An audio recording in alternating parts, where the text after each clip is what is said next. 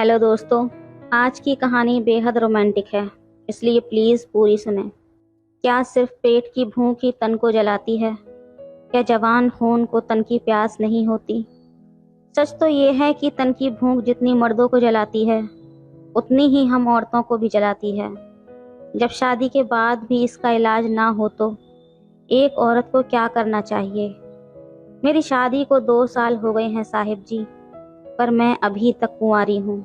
ये सुनकर उसको मुझ पर दया आ गई और फिर उसने मुझे वो सुख दिया जो आप इस कहानी में जानेंगे। हेलो दोस्तों, स्वागत है आप सभी का हमारी एक और रोमांचक कहानी में। उम्मीद करती हूँ आपको ये कहानी बेहद पसंद आएगी।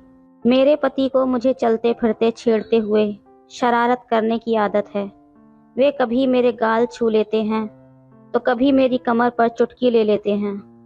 ये सब करते समय वो ये भी नहीं देखते कि आसपास कोई है या नहीं, बस वो मेरे प्रति अपना ढेर सारा प्यार सरेआम जता देते हैं। मेरे लाख मना करने पर भी वो नहीं मानते। कई बार तो मैं ये भी कहती हूँ कि शर्म करो, क्या आपको ये सब सरेआम करते शर्म नहीं आती? तब वो कहते हैं, अरे यार, अपनी खुद की बीवी को ही तो छेड़ रहा हूँ, राह चलती किसी लड़की को तो नहीं, और मैं तुमसे प्यार जता रहा हूँ, सता नहीं रहा समझी जानू। बेशक मुझे भी उनका यूं प्यार जताना गुदगुदा जाता था। कभी चुपके से मैं भी उनको प्यार कर लिया करती थी।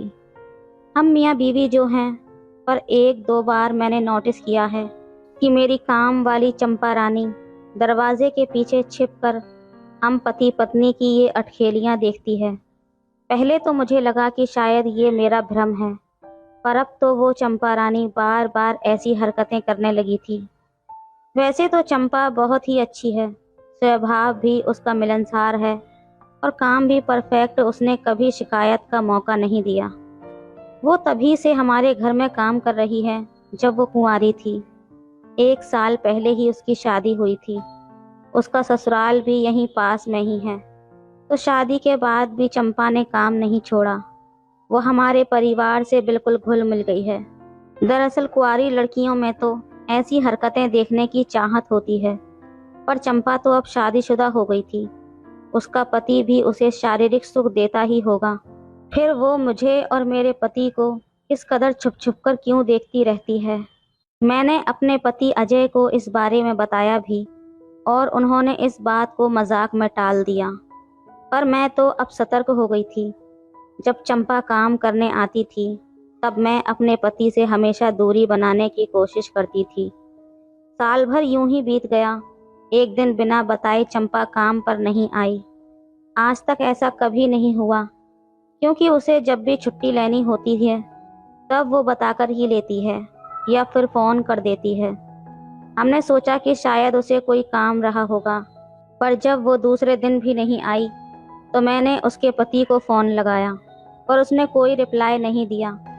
मैंने अपने पति अजय से कहा, चलिए ना चंपा के घर चलकर देखते हैं, वो काम पर क्यों नहीं आ रही है। मुझे उसकी बहुत फिक्र हो रही है। ज़रूर कुछ न कुछ हुआ है, वरना चंपा कभी बिना बताए छुट्टी नहीं लेती। मेरे पति को ज़्यादा फिक्र नहीं थी। तब वो बोले, अरे अंजलि, कोई दूसरी काम वाली रख लो ना, कहाँ तुम भी दूसरों के झमेले में पड़ती हो। मुझे ऑफिस के लिए देर हो रही है, मैं अब चलता हूँ। पर मेरे मन को तो चैन नहीं था, तो इनके ऑफिस जाने के तुरंत बाद ही मैंने अपनी स्कूटी लेकर निकल गई। मुझे उसके घर का रास्ता मालूम था, क्योंकि एक बार बहुत ज़्यादा तेज़ बारिश हो रही थी। तब हम चंपा को उसके घर गाड़ी में छोड़ने के लिए गए थे। वो पास वाली बस्ती में ही रहती है, इसलिए मैं उसके घर भी पहुंच गई। मैंने स्कूटी गली के मोड़ पर किनारे पर पार्क कर दी और छोटी सी गली में होते हुए उसके घर पहुंच गई। मैंने देखा तो चंपा की सास आंगन में बैठी चावल बीन रही थी। तो मैंने उनसे पूछा, मौसी, चंपा कहाँ पर है? 2 दिन से काम पर भी नहीं आई है। यह सुनते ही मौसी भड़क गई और खड़ी होकर दहाड़ते हुए बोली, नाम मत लो उस उल्टा का, हमारी सारी इज्जत पर पानी फेर दिया उस करम जली ने। मैंने हकीकत जानने की कोशिश की तो वो चंपा को गालियां देते हुए मेरे मुंह पर दरवाज़ा बंद करके घर के अंदर चली गई। पड़ोस के घर में खड़ी एक लड़की चुपके से मुझे देख रही थी। मैं उसके पास गई तो वो भी दरवाज़ा बंद करने लगी, पर मैंने धक्का देकर उसका दरवाज़ा खोल दिया और उससे पूछा, अगर तुम्हें कुछ पता हो तो सिर्फ इतना बता दो कि चंपा कहाँ पर है। वो बोली, सरकारी अस्पताल में। बस इतना कहकर वो लड़की दरवाज़ा बंद करके चली गई। मैंने अपनी स्कूटी ली और सरकारी अस्पताल पहुंच गई। कितनी देर इधर उधर भटकते हुए मैंने मुश्किल से चंपा को ढूंढा।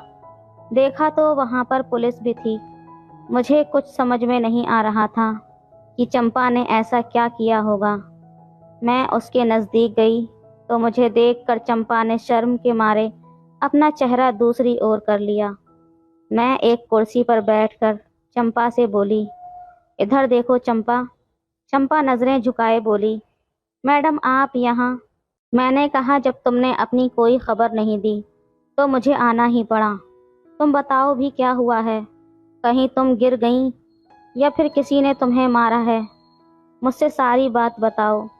चंपा ने कहा, मैडम मैं आपको सब कुछ बताऊंगी, पहले थोड़ा ठीक हो जाऊं, फिर तुम्हारे घर आती हूँ। मेरा यहाँ कुछ बताना ठीक नहीं है। मेरी बात सुनकर आप ही इंसाफ करना कि मैं सही हूँ या गलत।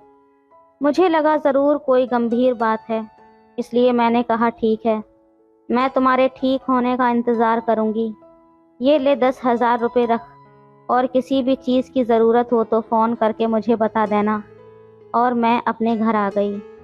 सबसे पहले मैंने सोचा, जब तक चंपा ठीक होकर वापस नहीं आ जाती तब तक मुझे किसी दूसरी काम वाली का इंतज़ाम करना पड़ेगा। मैंने पूरी सोसाइटी में पूछ लिया। सविता नाम की एक काम वाली मिल गई। मैंने अपने पति को चंपा के बारे में बताया, पर हमदर्दी के बदले उनसे मुझे डांट ही खाने को मिली। यार, अब नई काम वाली मिल गई है ना, छोड़ो चंपा को। तुम्हें ये जानने की क्या ज़रूरत है कि उसकी लाइफ में क्या हुआ है? फिर भी मेरे मन में चंपा के प्रति अपनापन था। कई सालों से वो हमारी ज़िंदगी का हिस्सा रही है। अगर वो किसी मुसीबत में है तो हमारा फ़र्ज़ बनता है कि हम उसकी मदद करें। धीरे धीरे 2 महीने इसी तरह बीत गए। एक दिन अचानक चंपा का फ़ोन आया। बोली, मैडम आप घर पर हैं क्या? मैंने कहा, हाँ घर पर ही हूँ। वो बोली, मैं अभी आती हूँ। गैस चाय पर रखकर मैं चंपा की कहानी सुनने के लिए खुद को तैयार करने लगी कि तभी दरवाजे की घंटी बज उठी। वो चंपा ही थी। मैंने उससे पूछा, कैसी हो अब? वो बोली, मैडम तन के घाव तो ठीक हो गए हैं, लेकिन मन में जो जलन और पीड़ा है, मैं उसका इलाज कैसे करूं? मैंने पानी पिलाकर चंपा को शांत किया। मैंने भी अपनी चाय ख़त्म की और बोली, चल अब दोनों आराम से बात करते हैं। अब बता क्या हुआ तेरे साथ? तब चंपा बोली, मैडम सबसे पहले आप बताइए कि क्या सिर्फ पेट की भूख ही तन को जलाती है? क्या जवान खून को तन की प्यास नहीं लगती? तन की भूख जितनी मर्दों को जलाती है, उतनी ही हम औरतों को भी जलाती है। शादी के बाद भी जब इसका इलाज ना हो तो हम औरतों को क्या करना चाहिए? मैडम मेरी शादी को 2 साल हो गए हैं, पर मैं अभी तक कुंवारी हूँ। मेरा पति मनोज एक नामर्द इंसान है। आज तक उसने मुझे कभी छुआ तक नहीं। मेरे अंदर जो ज्वाला भड़क रही है, अगर यही सब किसी मर्द के साथ होता तो अपनी इस ज़रूरत को पूरी करने के लिए वो कहीं भी मुंह मारता कि नहीं? इस तन की आग से कौन बच पाया है? एक लड़की कितने सपने आंखों में लेकर शादी करती है, पति का प्यार पाने को तरसती है, पर मेरा नसीब ही ऐसा खोटा है कि मुझे एक पति तो मिला, पर वो एक औरत की जिस्मानी ज़रूरत भी पूरी नहीं कर सकता। मैंने कहा, चंपा तू इस बात पर अपने पति से तलाक ले सकती है और कोई दूसरी शादी कर सकती है। मेरी बात सुनकर चंपा बोली, मैडम जी, हमारे समाज में एक बार लड़की जिस घर में ब्याह कर चली जाती है, वहीं से उसकी अर्थी उठती है। तलाकशुदा लड़की का तो पूरा समाज बहिष्कार करता है। मैडम जी, इसी नामर्द के साथ मुझे ज़िंदगी बिताते हुए तिल तिल मरना होगा। मेरे जेठ जेठानी का कमरा हमारे कमरे के पास ही है। आधी रात तक उन दोनों के कमरे से आ रही प्यार की मद भरी आवाज़ें मेरे कानों में ऐसे चुभती हैं जैसे धधकता लावा किसी ने मेरे कानों में उड़ेल दिया हो। उनके कमरे से आ रही सिसकियां मेरे अंदर के ज्वाला भड़का देती हैं। मैं बेकाबू सी अपने पति से लिपटकर उसको जोश में लाने की कोशिश करती हूँ, पर उस ठंडे समंदर में उफान उठता ही नहीं है। आपको शायद पता होगा कि साहब जी जब आपको छेड़ते और शरारत करते थे, तब मैं चुपके चुपके से आपको देखती थी। आपको देखकर मेरा भी मन करता कि कोई मुझे भी प्यार करे।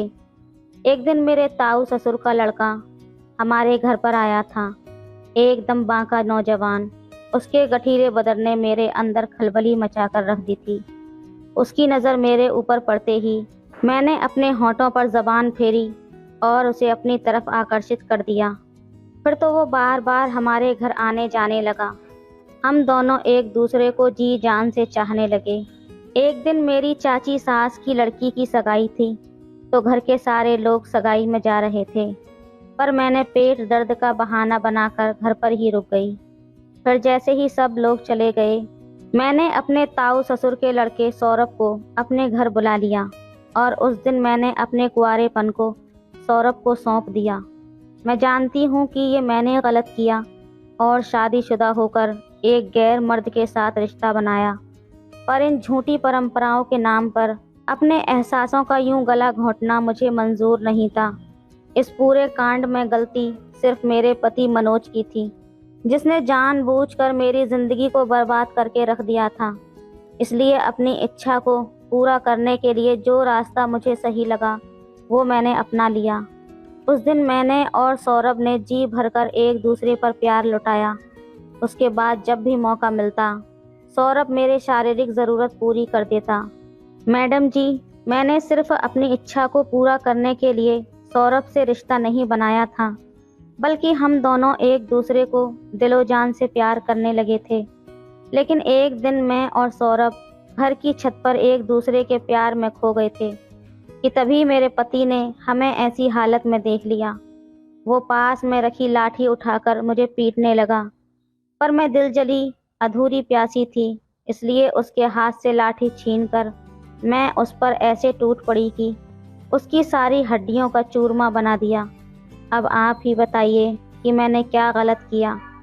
सारा किस्सा सुनने के बाद मुझे चंपा किसी भी पहलू से गलत नहीं लगी, बस उसने हालात को उलझा दिया था। मैंने चंपा को समझाने की कोशिश की, तुम और मनोज आमने सामने बैठकर इस मामले का हल निकाल लो। चंपा ने कहा, मैडम अब जो भी अंजाम हो, पर मैं उस इंसान के साथ एक दिन भी नहीं बिता सकती। कुछ भी करके मैं उससे छुटकारा पाना चाहती हूँ और सौरभ के साथ अपनी ज़िंदगी बिताना चाहती हूँ। परिवार और समाज के डर से मुझे अपनी ज़िंदगी अब और बर्बाद नहीं करनी, बल्कि खुशी से जीनी है। चंपा की आंखों में प्यार की खुमारी और हिम्मत को देखकर मैंने चंपा की जगह खुद को रखकर देखा तो किसी भी पहलू से चंपा मुझे गलत नहीं लगी। मैंने उससे कहा, देखो तुम गलत बिल्कुल नहीं हो।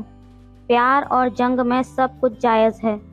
शादी टूटने में हर बार औरत ही जिम्मेदार नहीं होती, बल्कि इस तरह थोपा गया रिश्ता टूट जाए तो ही सही है।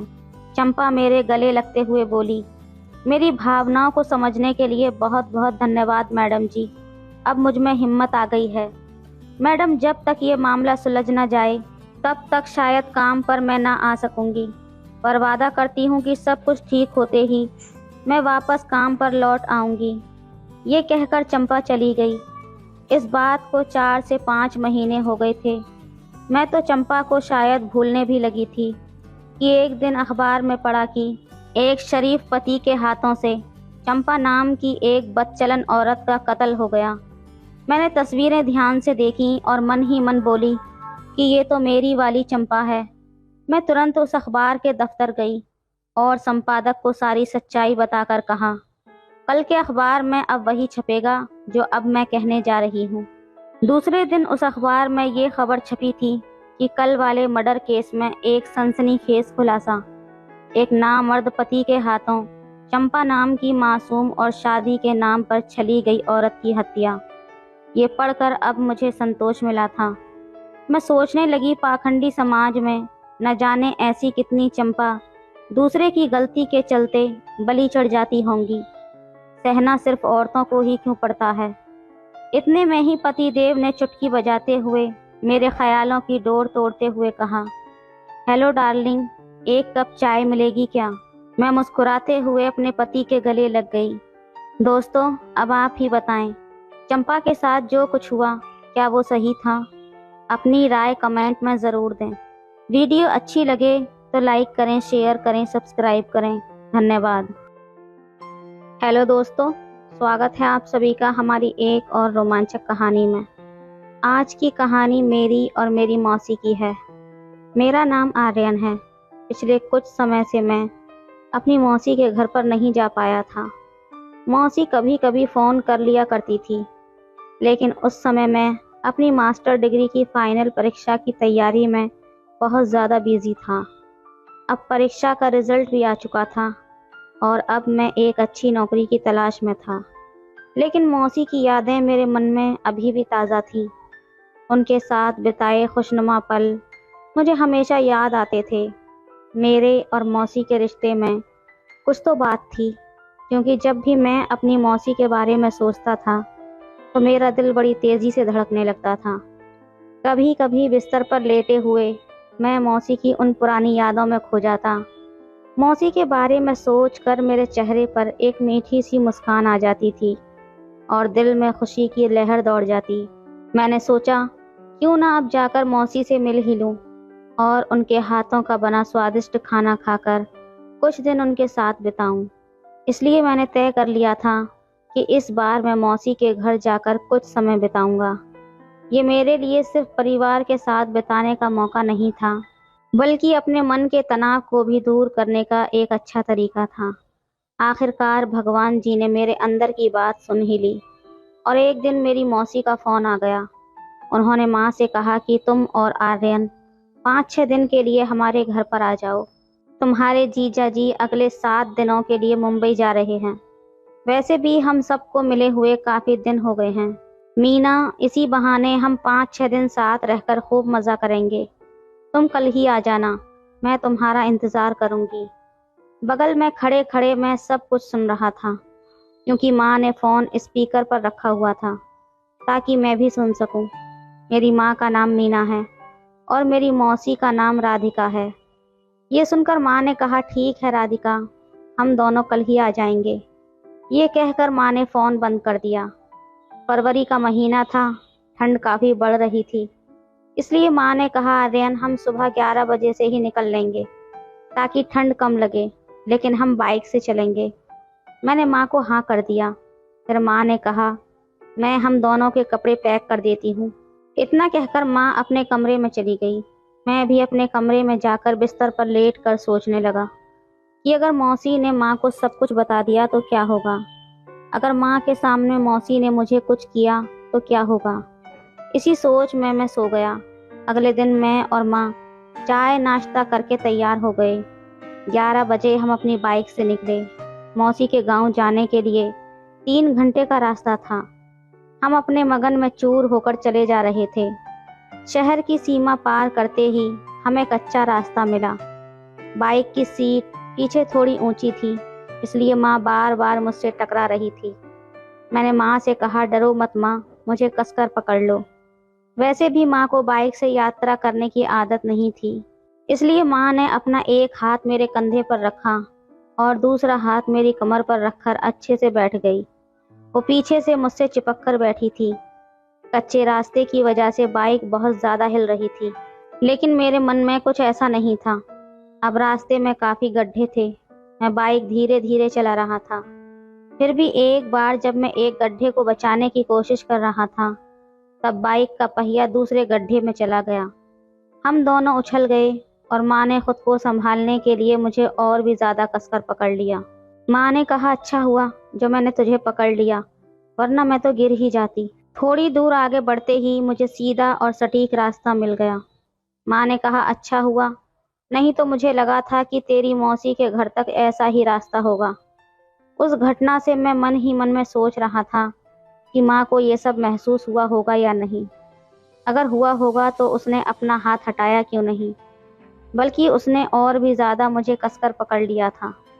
क्या उसे भी इसमें कुछ संतोष मिल रहा था? ऐसे कई सवाल मेरे मन में चल रहे थे। अब हम गांव के पास पहुंच चुके थे। आखिरकार हम मौसी के घर पहुंच गए। तब दोपहर के 2 बज रहे थे। बाइक की आवाज़ सुनकर मौसी आंगन में आई। हमें देखकर वो बहुत ज़्यादा खुश हो गई। उन्होंने तुरंत माँ को गले लगाया और माँ ने भी उसे कसकर अपने गले लगा लिया। दोनों एक दूसरे का हाल चाल पूछने लगी।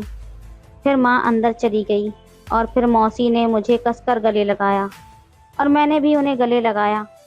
अंदर आओ इतना कहकर मौसी घर के अंदर चली गई और मैं बाइक से अपने बैग को लेकर घर के अंदर आ गया। दोनों बहनें किचन में जाकर बातें कर रही थीं। खैर मैं बैग रखकर फ्रेश होने चला गया। फ्रेश होकर कपड़े बदलने के बाद हॉल में जाकर बैठ गया। इसी बीच माँ और मौसी डाइनिंग टेबल पर खाने की प्लेटें लगा रही थी। तभी मौसी ने मुझे आवाज़ देकर खाने के लिए बुलाया और मैं उनके साथ खाना खाने बैठ गया। हम बातचीत करते हुए मज़े से खाना खा रहे थे। इधर उधर की बातें करते हुए हमने संतुष्टि से खाना ख़त्म किया। इतने में माँ ने कहा, राधिका क्या बताऊँ तुझे, इतना रास्ता ख़राब था कि गाड़ी में धक्के खाकर मेरी तो कमर दर्द करने लगी है, पूरा शरीर दर्द कर रहा है। अब तू ही कुछ करना। इस पर मौसी ने कहा, चिंता मत कर मीना, आर्यन बहुत अच्छी मसाज करता है। मौसी की इस बात पर मैंने भी हामी भर दी और वहाँ से उठकर हॉल में जाकर बैठ गया। मेरे मन में एक सवाल लगातार उठ रहा था कि मौसी ने झूठ क्यों बोला कि मैं बहुत अच्छा मसाज करता हूँ। ऐसा क्यों कहा होगा? क्या वो झूठ बोल रही थी ताकि मेरी माँ के साथ मेरी नज़दीकियाँ बढ़ा सके? मौसी इस सब से क्या हासिल करना चाहती थी? मेरे मन में बेचैनी बढ़ रही थी। दोनों महिलाएं किचन में सफाई कर रही थीं और मैं दोनों पर नज़र रख रहा था। दोनों का शरीर एक जैसा लग रहा था। वो धीमी आवाज़ में कुछ बात कर रही थीं, लेकिन मुझे ठीक से सुनाई नहीं दे रहा था। पर न जाने क्यों मुझे ऐसा लग रहा था कि वे दोनों मेरे बारे में ही बात कर रही होंगी। कुछ ही समय बाद दोनों हॉल में आकर बैठ गईं, क्योंकि अब दोपहर के 4 बज चुके थे। मौसी ने माँ से कहा, मीना तू कपड़े बदल ले। गाउन लाई है क्या? नहीं तो मेरा ले ले। चल पानी पी और बेडरूम में आराम कर, फिर आर्यन मसाज कर देगा तेरा। इतना कहकर दोनों बेडरूम में चली गईं। मैं हॉल में बैठा सोच रहा था कि मैंने आज तक मसाज नहीं किया है। थोड़ी देर बाद मौसी किचन में गई और एक कटोरी लेकर आई और कहने लगी, चल आर्यन। फिर मैं चुपचाप उसके पीछे बेडरूम में चला गया। बेड पर माँ पेट के बल लेटी हुई थी। मैं माँ को एक टक देखकर इतना खो गया कि मौसी कब मेरे पास आकर खड़ी हो गई मुझे पता ही नहीं चला। तब मौसी ने कहा, इतना क्या देख रहा है आर्यन? क्या कभी किसी को इस तरह नहीं देखा? चल मालिश शुरू कर। मैंने माँ के पैरों पर तेल लगाना शुरू किया और मौसी पास ही लेट कर देख रही थी। मैं बारी बारी से दोनों पैरों पर तेल लगाकर मसाज कर रहा था। मौसी हल्की मुस्कान के साथ मुझे देख रही थी और इशारों में मुझसे कुछ कह रही थी कि ऊपर की ओर भी मसाज करो, लेकिन मुझे शर्म आ रही थी। तभी माँ ने अपना चेहरा दूसरी ओर कर लिया। इसके बाद मौसी माँ से कहने लगी, कैसा लग रहा है मीना? माँ ने कहा, बहुत अच्छा लग रहा है राधिका, आज पहली बार ऐसा मसाज करवा रही हूँ, वो भी तेरे जोर देने की वजह से। तुझे बहुत कुछ पता है राधिका। तभी मौसी ने माँ के सर पर हल्का थप्पड़ मारा। माँ ने कहा, क्या बचकानी बातें कर रही है? आर्यन देख रहा है, उसे क्या लगेगा? इस पर मौसी ने माँ का गाल खींचते हुए कहा, इसमें क्या है, वैसे भी आर्यन ने बहुत कुछ देखा है। ये सुनकर माँ ने शर्माते हुए कहा, चल कुछ भी मत बोल राधिका, बहुत नाटक करती है तू। फिर माँ ने कहा, आर्यन बहुत आराम मिल रहा है बेटा, मुझे अब कंधों तक मसाज कर दो ताकि पूरे शरीर को राहत मिल सके। फिर मैंने भी अच्छे से मसाज किया। करीब आधे घंटे की मसाज के बाद माँ ने कहा, अब बस कर बेटा। फिर तभी माँ पलटकर पीठ के बल लेट गई। फिर मौसी उठी और माँ का हाथ हटाते हुए बोली, अरे ये क्या कर रही है मीना, अभी आधे शरीर की मसाज बाकी है। माँ ने शर्माते हुए कहा, अब रहने दे राधिका, मुझे शर्म आ रही है आर्यन से ऐसा मसाज करवाते हुए। फिर मसाज के बाद माँ को कमर दर्द से राहत मिली। जब हम सब बाहर आए, मौसी ने मुझे बुलाकर कहा, आर्यन चल ना, बहुत दिन हो गए हैं। मैंने हामी भरी और हम घर के अंदर जाकर खाने का मज़ा लेने लगे। फिर मौसी ने मुझसे पूछा, आर्यन एक बात तो बता, माँ की मसाज करते तुझे कैसा लगा था? मैंने कहा, मौसी पहले तो मैं बहुत ज़्यादा डरा हुआ था, लेकिन तुमने सब कुछ संभाल लिया, वरना मेरा क्या होता। मौसी ने कहा, लेकिन तेरी माँ भी तो तैयार हो गई थी ना, और उसे भी तो अच्छा लग रहा था। मैंने कहा, हाँ मौसी, ये सब तेरी वजह से ही हुआ है। फिर मौसी ने कहा, अब तो इसे मसाज करने में आनंद आएगा ना आर्यन? मैंने कहा, नहीं मौसी, मुझे ये सब माँ के साथ करना अच्छा नहीं लगेगा। मौसी ने कहा, अब तू चिंता मत कर, जो भी करना होगा तेरी माँ ही करेगी। मेरा ध्यान अनजाने में सामने की अलमारी के शीशे पर गया तो दरवाजे पर माँ खड़ी दिखी, लेकिन मौसी ने उसे नहीं देखा था। मैंने जानबूझकर अनजान होने का दिखावा किया और फिर शीशे में देखा तो माँ हमें देख रही थी। एक पल के बाद जब मैंने फिर से देखा तो माँ वहाँ नहीं थी। तभी मौसी ने पूछा, क्या हुआ आर्यन? मैंने मौसी को बताया कि माँ यहाँ पर आई थी। ये सुनकर मौसी खुश होकर बोली, क्या कर रहा है आर्यन तू? इसका मतलब तीर सही निशाने पर लगा है। अब मीना खुद आएगी। इतना कहकर हम दोनों बेड से उठे और बाथरूम में जाकर फ्रेश हो गए। मौसी ने कहा, मीना बैठो, मैं चाय बना देती हूँ, तुम्हें अच्छा लगेगा, वैसे भी मौसम ठंडा है। माँ ने कहा, हाँ राधिका, कम से कम शरीर गर्म हो जाएगा। वैसे तुझे अब ठंड नहीं लग रही है ना? माँ ने हल्के कठोर शब्द में मौसी से कहा। ये सुनकर मौसी समझ गई कि माँ ऐसा क्यों कह रही थी, लेकिन मौसी ने कहा, अरे मीना, हमें तो ठंड की आदत है, वैसे भी तुम्हारे शहर में ठंड होती ही कहाँ है। चल मैं जल्दी से चाय बना देती हूँ। फिर मौसी किचन में चली गई और चाय बना कर ले आई और फिर हम तीनों ने साथ बैठकर चाय पी। फिर मैंने माँ से कहा, मैं ज़रा बाहर होकर आता हूँ। इस पर माँ ने कहा, हाँ जा, अब जा भी, तुझे भी गर्मी लग रही होगी, लेकिन जल्दी आ जाना। मैंने माँ को हाँ कहा और बाहर निकल गया। मैं घूमते घूमते नदी के किनारे एक सुंदर शांतिपूर्ण प्राकृतिक माहौल में जा बैठा।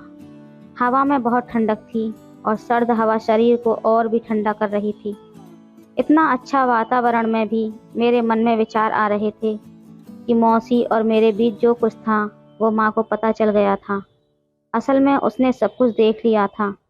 सब कुछ देखने के बाद भी माँ शांत थी, लेकिन माँ, मौसी और मैं ऐसे पेश आ रहे थे जैसे कुछ हुआ ही ना हो। माँ ये सब जानती थी, फिर भी उसने कुछ नहीं कहा। क्या ये सब देखकर उसकी भी भावनाएं जाग गई थीं? क्या उसे भी ये सब करने की इच्छा हो रही थी, या शायद पिताजी उसे वो सब नहीं देते होंगे? ऐसे ही कई विचार मेरे मन में आ रहे थे। आखिरकार मैं उठा। हर तरफ अंधेरा हो गया था और धीरे धीरे ठंड बढ़ रही थी। फिर मैं सीधे घर की ओर चल पड़ा। जब घर पहुंचा तब रात के 8 बज चुके थे। माँ और मौसी किचन में खाना बना रही थी। मुझे देखकर माँ ने कहा, आ गया आर्यन, चल गर्म पानी से हाथ मुंह धोकर आ जा, फिर हम खाना खाएंगे। फिर 9 बजे के करीब हम खाना खाने बैठे। तब मैंने मौसी से कहा, मौसी यहाँ तो बहुत ज़्यादा ठंड है, हमारे यहाँ कभी इतनी ठंड महसूस नहीं होती। इस पर मौसी ने मुझे एक आंख मारते हुए कहा, चिंता मत कर, आज हीटर है, तुम्हें बिल्कुल ठंड नहीं लगेगी। मैंने कहा, सच में? तो फिर ठीक है, आज मैं जल्दी सो जाऊंगा, बहुत थक गया हूँ। इस पर माँ ने कहा, अरे तुम तो इतने नौजवान हो, तुम्हें क्या हो गया इस उम्र में थकने जैसा?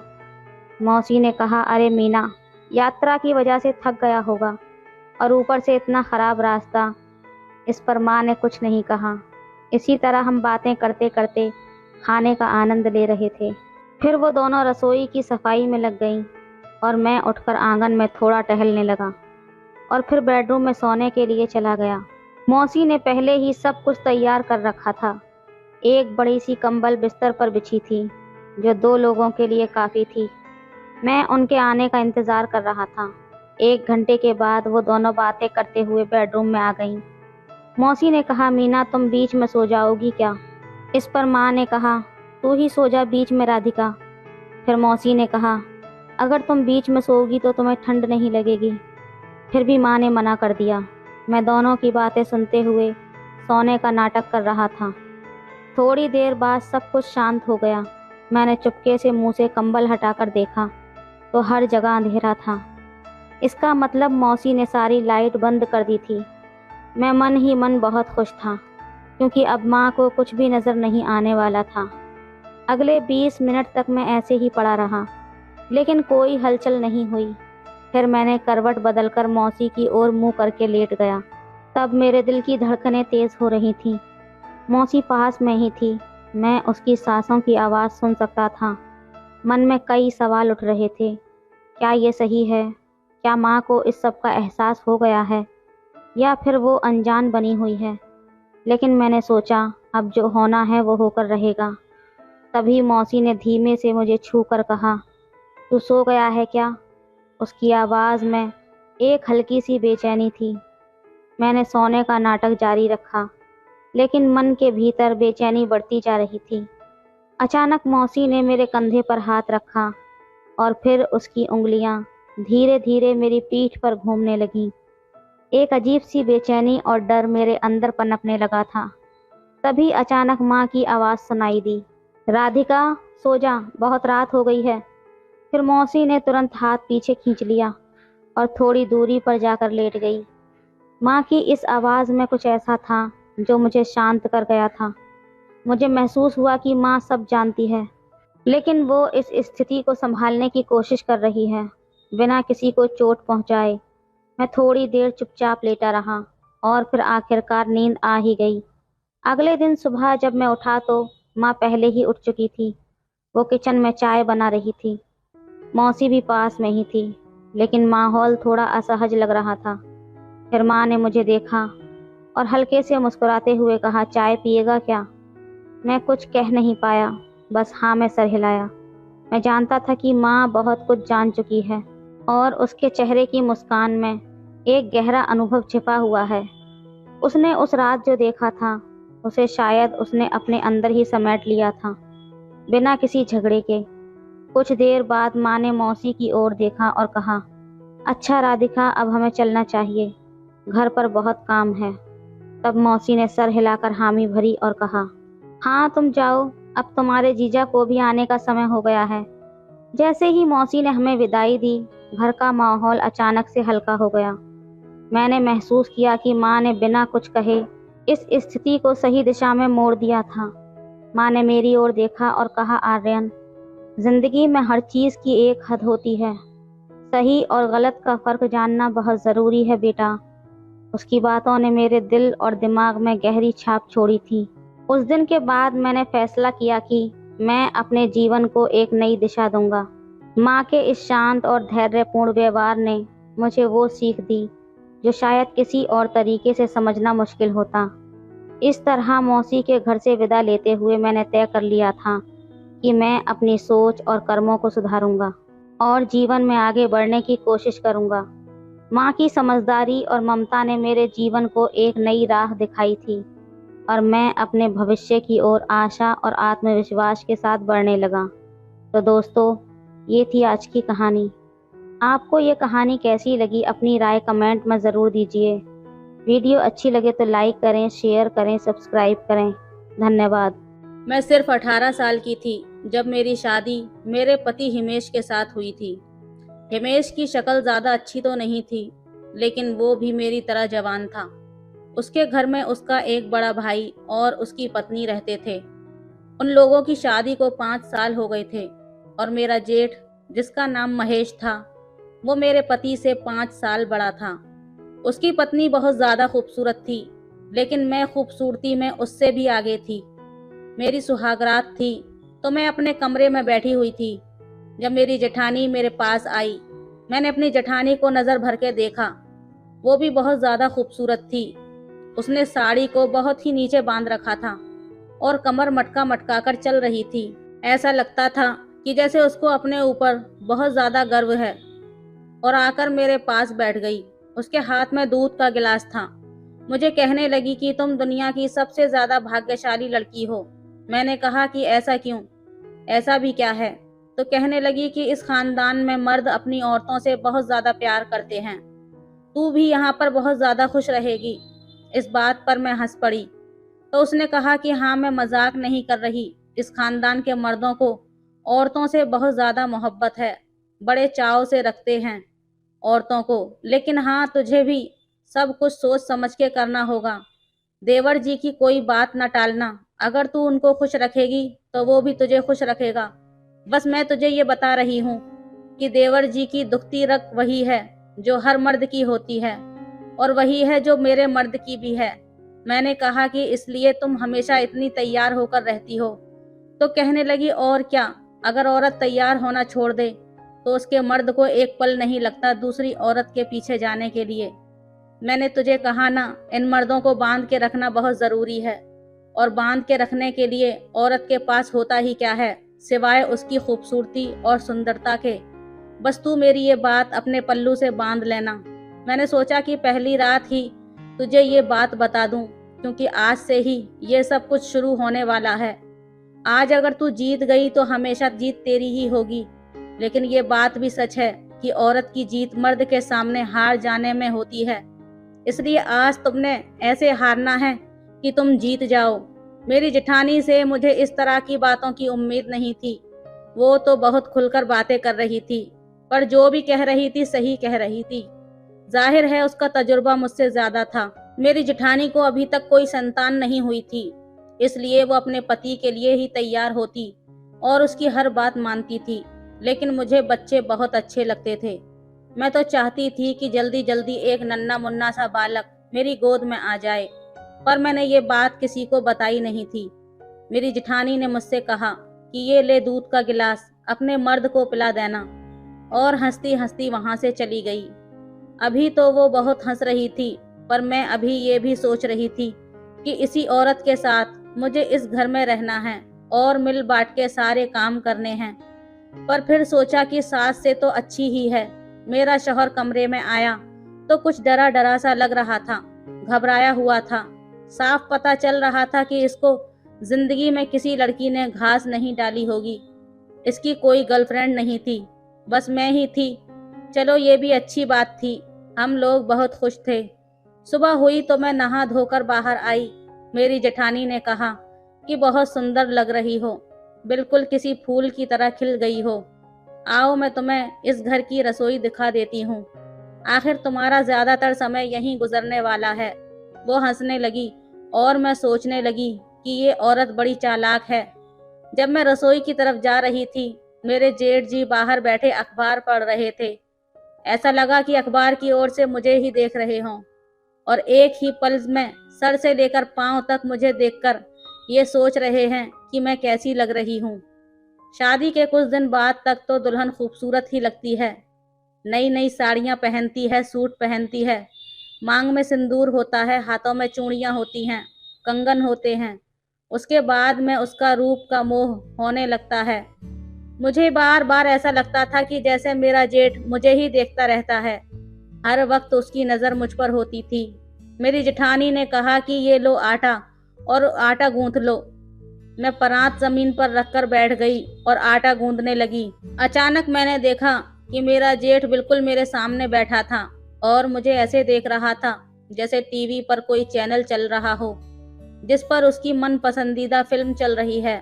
बस हाथ में पॉपकॉर्न पकड़ने की देरी थी। मैंने अपना पल्लू ठीक किया और ये सब मेरी जेठानी ने देखा तो उसने मुझे कहा कि तुम अंदर जाकर भाजी बना लो, मैं खुद ही आटे को गूंद लूंगी। वो जरा गुस्से से बोली थी। मैं उठकर किचन में चली गई। मैंने कहा कि ठीक है, और जैसे ही वो आटा गूंदने के लिए बैठी, उसका पति सामने से उठकर चला गया, जैसे कि उसकी मनपसंद का चैनल किसी ने बदल दिया हो। अगर मैंने ये सब कुछ नोट कर लिया तो फिर उसकी पत्नी ने भी किया होगा। यही वजह थी कि रात को उनके कमरे से लड़ाई झगड़े की आवाज आ रही थी। मैंने अपने पति से कहा कि ये लोग तो बहुत ज्यादा लड़ते झगड़ते हैं। उसने कहा कि हाँ, भाभी जरा तेज मिजाज की हैं, इसीलिए झगड़ा होता रहता है। भैया उसके साथ खुश नहीं हैं, लेकिन फिर भी निभा रहे हैं, क्योंकि भाभी के घर वाले बहुत अमीर हैं। उन्होंने हमारी बड़ी मदद की है। मेरी नौकरी भी उनकी वजह से ही लगी है। हमारे ऊपर बहुत ज्यादा कर्ज था, उन्होंने ही उतारा था। ये जो घर में तुम्हें सारी चीजें नजर आ रही हैं, ये भी उन्हीं की हैं। और मेरी नौकरी तो अभी लगी है। अभी तक मैं भाभी से पैसे लेता था, वो बहुत ख्याल रखती हैं, मैंने कहा। और आपके भाई, वो कैसे हैं? उसने कहा कि भैया अच्छे हैं, बस थोड़े से सुस्त हैं। वही बात है, जिसकी बीवी अमीर हो और उसके घर वाले मदद करते हों, तो फिर आदमी सुस्त हो जाता है। बस घर में पड़े रहते हैं, कभी काम पर चले गए, कभी नहीं गए। लेकिन मेरा काम बहुत अच्छा चल रहा है। देख लेना, कुछ ही दिनों में मेरे पास बहुत सारे पैसे आ जाएंगे। तुम बताओ कि तुम्हें क्या चाहिए?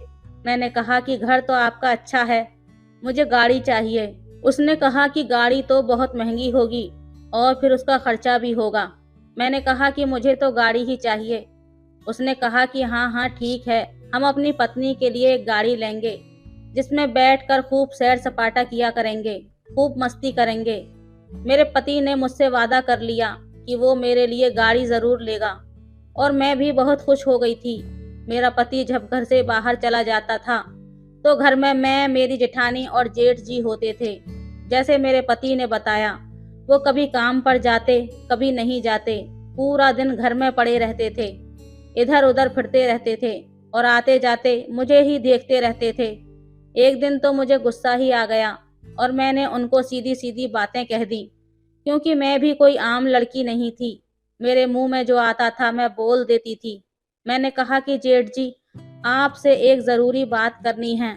तो तुरंत लपक के मेरे पास आ गए और कहने लगे कि एक क्यों, दो बातें करो। हम तो इंतज़ार कर रहे थे कि तुम हमारी तरफ कब देखती हो, पर तुम्हें तो अपने पति से फुर्सत ही नहीं है।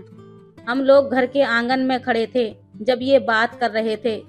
मेरी जेठानी शायद छत पर कपड़े सुखा रही थी और ऊपर से ये सब कुछ देख रही थी। वो सुन तो नहीं पा रही थी कि हम क्या बोल रहे हैं, पर देख जरूर रही थी।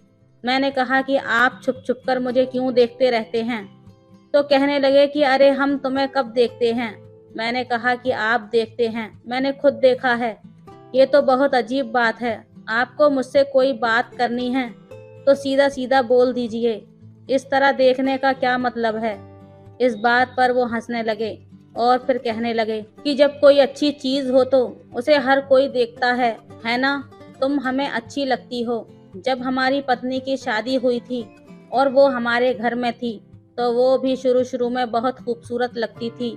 मुझे पता था कि मेरा जेठ मुझे पागल बनाने की कोशिश कर रहा था, क्योंकि उसकी पत्नी अभी भी तैयार होकर ही रहती थी।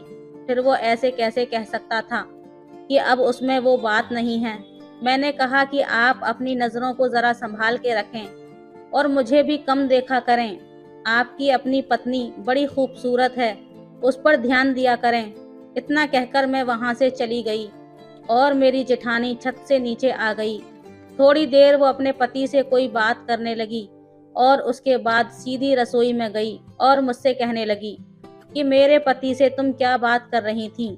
मैंने कहा कि बस ऐसी ही कोई बात कर रही थी, और अगर बात कर भी ली तो क्या हो गया? तुम्हारा पति है तो मेरा भी जेठ लगता है। एक घर में रहते हैं, बात नहीं कर सकते क्या? उसने कहा कि मुझे पागल बनाने की जरूरत नहीं है, मुझे सब पता है। एक घर में रहते हैं तो मजबूरी में रहते हैं। इस घर को बनाने वाली मैं हूँ, मेरे माता पिता की पाई पाई लगी है इस घर पर, वरना इन दोनों भाइयों के पास था ही क्या? मैंने कहा कि हाँ, ये बात तो मुझे मेरे पति ने बताई है। उसने कहा कि बस तुम मेरे पति से दूर रहो और ये ना समझना कि मैं तुम्हें ये बात तुम्हारी नफरत में कह रही हूँ, तुम्हारे फायदे की बात है। मेरे पति से दूर रहना ही तो तुम्हारे लिए अच्छा होगा। शायद वो मेरे फायदे की ही बात कह रही थी, लेकिन मुझे तो गुस्सा आ गया, क्योंकि अगर देखा जाए तो इस घर में मेरे मुकाबले में तो यही थी। इसका पल्ला भारी था। ये घर इसके माँ बाप ने बनाया था और ये बड़ी भी थी, तो मुझे इसका हुक्म मानना पड़ता था। ये मुझ पर बार बार हुक्म भी चलाती थी। आसान काम खुद कर लेती थी और मुश्किल काम मेरे लिए छोड़ देती थी। मुझे नहीं लगता था कि मेरा इसके साथ इस घर में गुजारा होने वाला था। मैंने सोच लिया था कि या तो ये इस घर से जाएगी या फिर मैं अपने पति को लेकर अलग हो जाऊंगी। लेकिन मेरा पति कहता था कि साथ रहने में ही फायदा है, अलग हो जाएंगे तो बहुत मुश्किल हो जाएगी। उसके दिमाग में ये बात पता नहीं किसने डाली थी, पर मुझे कुछ न कुछ तो करना ही था, क्योंकि इस तरह से तो नहीं होने वाला था। जब मेरा पति काम पर चला जाता तो घर में मेरा जेठ ही होता था। एक दिन मेरी जेठानी मुझसे कहने लगी कि मैं अपने घर जा रही हूँ, तुम भी मेरे साथ चलो। मैंने कहा, मैं क्यों आपके साथ चलूं? आपके घर वालों से मेरा क्या रिश्ता है? मुझे नहीं जाना। वैसे भी जब से शादी हुई है मैं तैयार हो होकर थक गई हूँ। आज मैं आराम से नहाऊंगी और बिना मेकअप के अपने घर में आराम करूंगी। मुझे पता था कि मेरी जेठानी मुझे अपने मायके लेकर क्यों जाना चाहती थी, क्योंकि घर में उसका पति और मैं अकेले होते हैं। जब मैंने उसके साथ जाने से मना कर दिया तो उसने जाकर अपने पति से कहा कि सुनो जी, तुम ही मेरे साथ चलो, घर में क्या करोगे? वो लोग तुम्हारे भी संबंधी हैं, कभी उनसे भी व्यवहार रख लिया करो, कभी मिल लिया करो। उसने कहा कि मेरा कहीं जाने का दिल नहीं कर रहा, आज मेरी छुट्टी है। उसने कहा कि वो छुट्टी तो उन लोगों की होती है जो काम धंधे पर जाते हैं, आपकी तो रोज ही छुट्टी होती है। उसने कहा कि हाँ, बस रोज छुट्टी होती है ना मेरी, तो मुझे आराम करने दे। तू मेरे आराम से क्यों जलती है? जा अपने माँ बाप के घर जा। मैं बड़ी हैरान होती थी कि ये लोग तो ऐसे लड़ते हैं जैसे एक दूसरे के दुश्मन हैं, लेकिन दुनिया वालों के सामने ऐसे बने हुए थे कि जैसे एक दूसरे के बिना रह नहीं पाते। मेरी शादी पर एक दूसरे से ऐसे बातें कर रहे थे, ऐसा लग रहा था कि दुनिया की सारी मोहब्बत बस इन्हीं को है। और मैं भी बड़ी हैरान हुई थी। मैंने कहा था कि काश मेरा पति भी मुझसे ऐसे ही प्यार करे जैसे मेरा जेठ और मेरी जेठानी से करता है। लेकिन मेरे पति को काम से फुर्सत ही कहाँ थी। सुबह जाता था तो रात के अंधेरे में घर आता था। रात को कहता था कि मैं बहुत थक गया हूँ और सो जाता था। जब मैंने कहा कि अभी हमारी शादी हुई है तो मुझे हनीमून पर ले जाओ, तो उसने सीधा कह दिया कि हनीमून पर जाकर क्या करना है? मेरे पास इतने पैसे नहीं हैं, पैसे भी लगेंगे और फायदा क्या है? मैंने कहा कि हनीमून पर लोग फायदे के लिए नहीं जाते, हनीमून तो जरूरी होता है। और हमारे घर में कौन से सास ससुर हैं जो हमें रोकेंगे? हमें तो आज़ादी है, हम तो जा सकते हैं। सोचा तो यही था कि इस घर में मुझे किसी बात की परवाह नहीं होगी, क्योंकि ना मेरी सास है ना ससुर जी हैं। लेकिन मेरे पति और मेरी जेठानी ने ये कसर पूरी कर दी थी, क्योंकि मेरा पति मुझे कहीं लेकर नहीं जाता था। वो कहता था कि मेरे पास इतना वक्त ही नहीं है, और वक्त होता तो कहता कि मेरे पास पैसे नहीं हैं। इधर मेरी जेठानी भी मुझ पर हुक्म चलाती थी। मैं अपने पति की मोहब्बत के लिए तरस कर रह गई थी। कितनी अजीब बात थी, कोई दूर से देखे तो यही सोचे कि उनकी तो अभी शादी हुई है, इनको तो एक दूसरे से फुर्सत ही नहीं होगी। और यहाँ पर यह हालत थी कि मेरा पति इस मामले में लापरवाह था।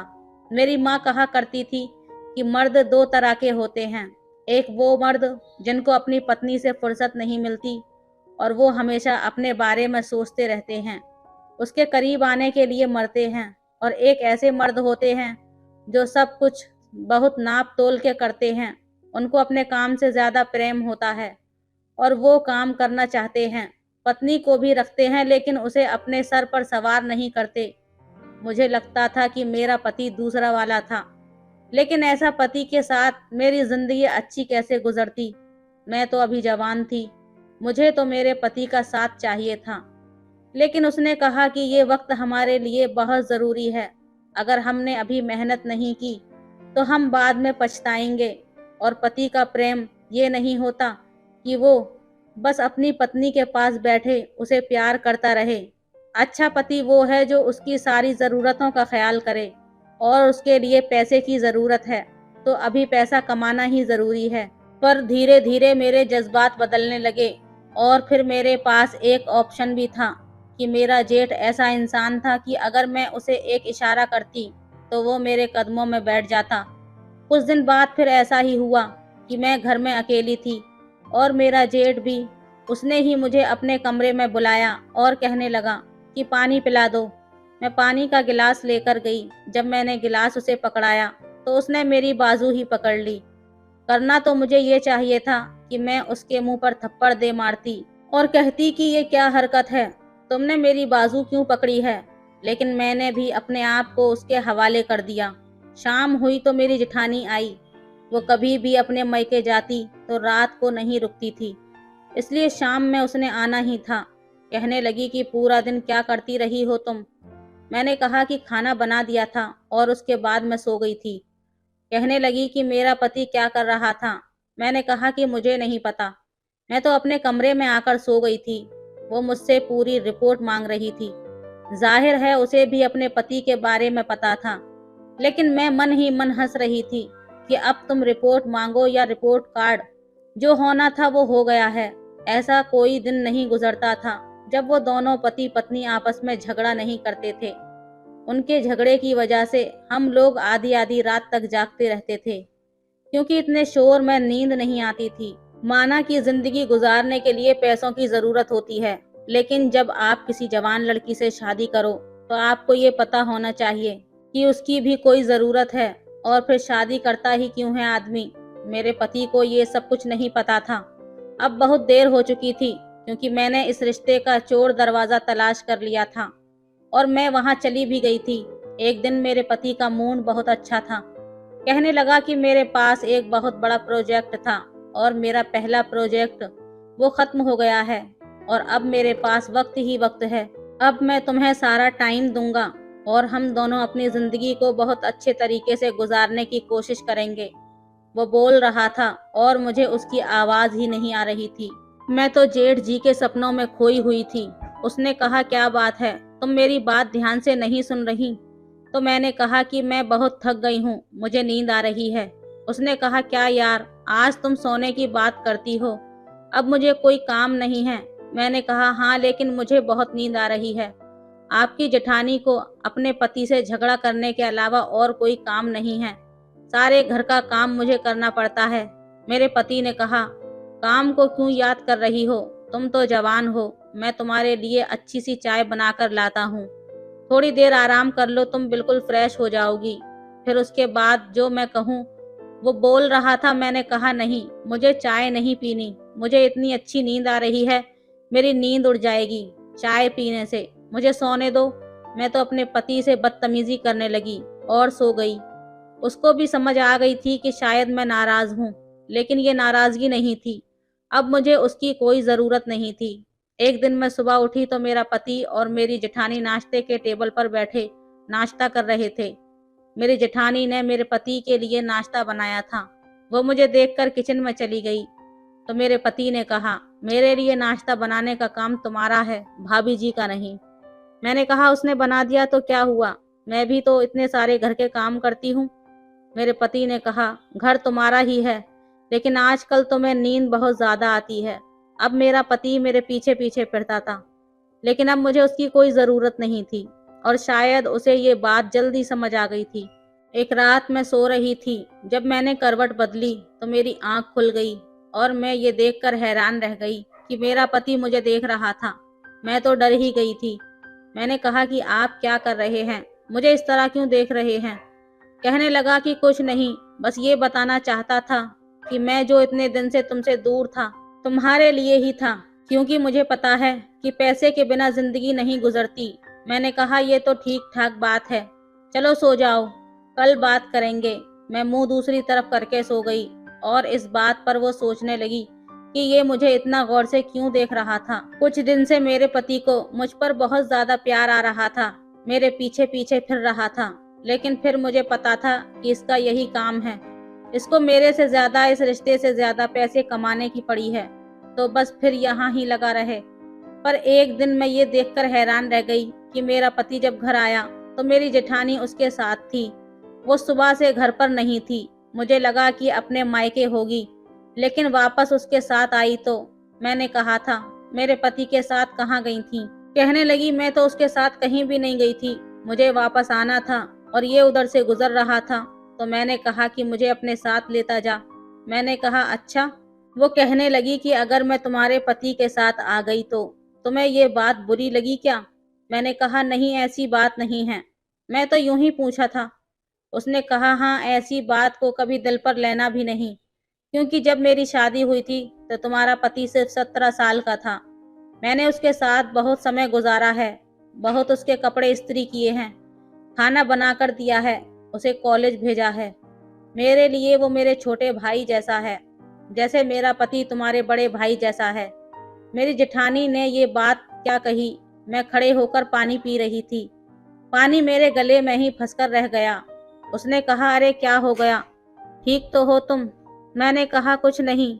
जब उसने कहा कि मेरा पति तुम्हारे बड़े भाई जैसा है, तो इस बात पर मैं चौंक गई थी, क्योंकि उसके पति के साथ मेरे संबंध बहुत आगे निकल चुके थे।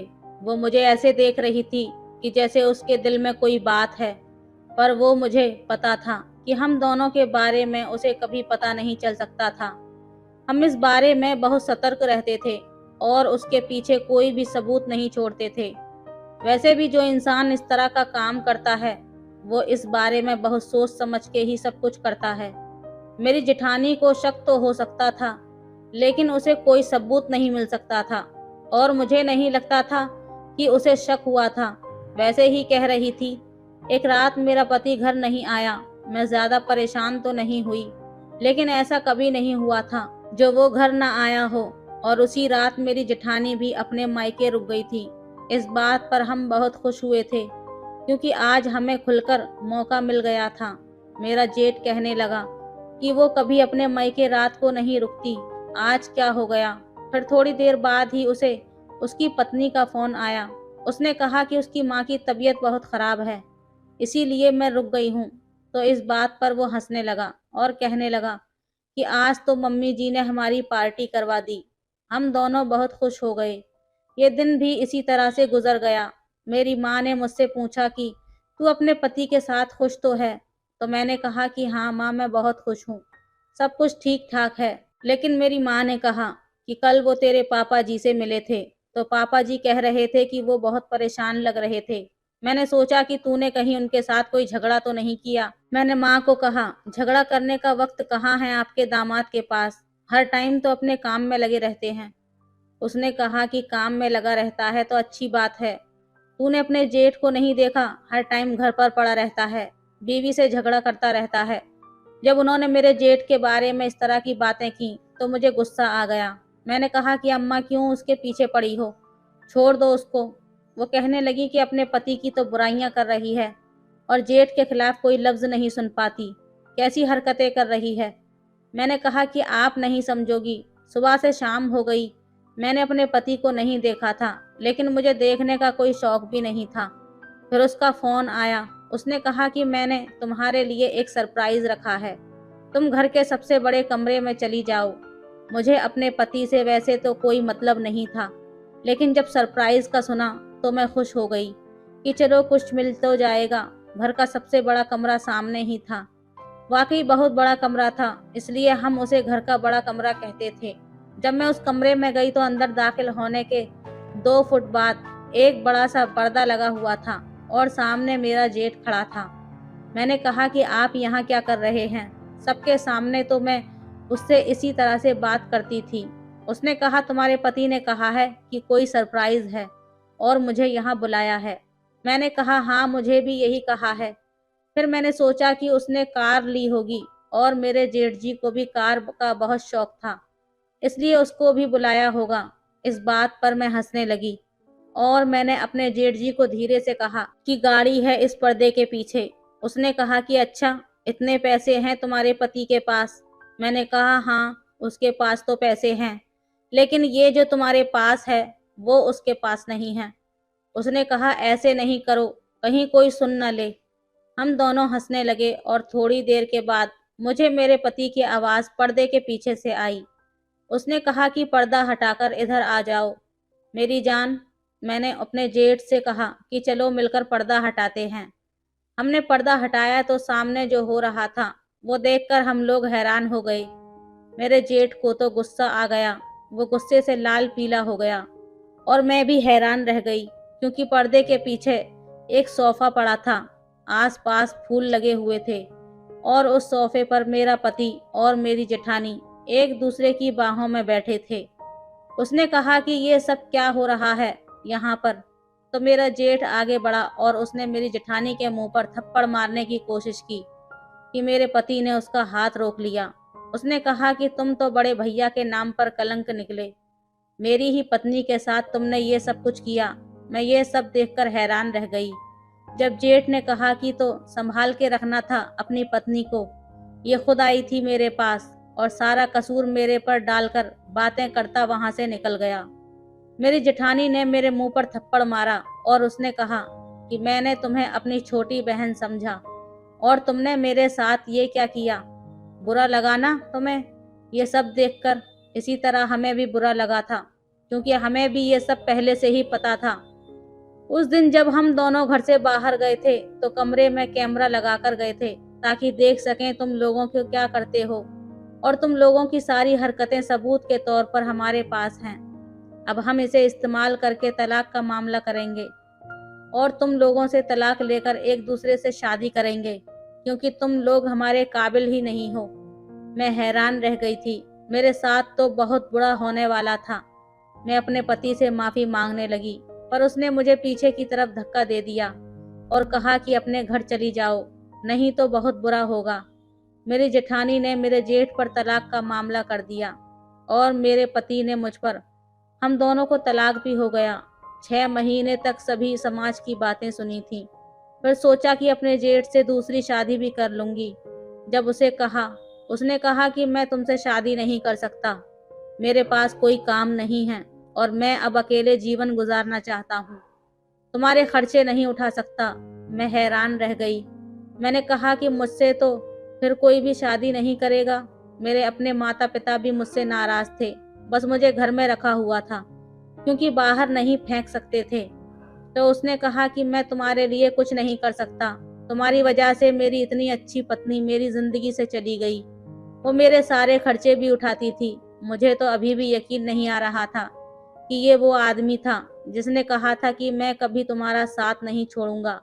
यूं मैंने अपने ही हाथों से अपनी जिंदगी बर्बाद कर ली। मेरे पति ने मेरी जेठानी से शादी कर ली। अब वो दोनों उस घर में रहते हैं और गाड़ियों में घूमते फिरते हैं। मेरा पति बहुत खुश है और सुना है कि उनके घर में अब संतान होने वाली है। मेरी जेठानी उससे उम्र में बड़ी है, लेकिन इतनी भी ज्यादा बड़ी नहीं है। वो दोनों एक दूसरे के साथ अच्छे से जिंदगी गुजार रहे हैं और मुझे पूरा दिन अपने घर वालों की बातें सुननी पड़ती हैं। मेरे खानदान वाले भी अलग अलग बातें करते हैं। वो कहते हैं कि मैं बहुत बुरी लड़की हूँ, क्योंकि मैंने अपने ही जेठ के साथ चक्कर चलाया। मेरे जेठ को कोई बुरा नहीं कहता, क्योंकि समाज में गलती हमेशा औरत की ही होती है। अब आप लोग बताएं कि मैं क्या करूं। तो दोस्तों, ये थी आज की कहानी आपको कैसी लगी कमेंट करके ज़रूर बताएं। वीडियो अच्छी लगे तो लाइक करें, शेयर करें, सब्सक्राइब करें। धन्यवाद। मैं अपने दूल्हे से 5 साल बड़ी थी। वो मुझे अप्पी जान कहता था। वो सिर्फ 16 साल का था। उसे नहीं पता था कि दुल्हन के साथ क्या करना होता है।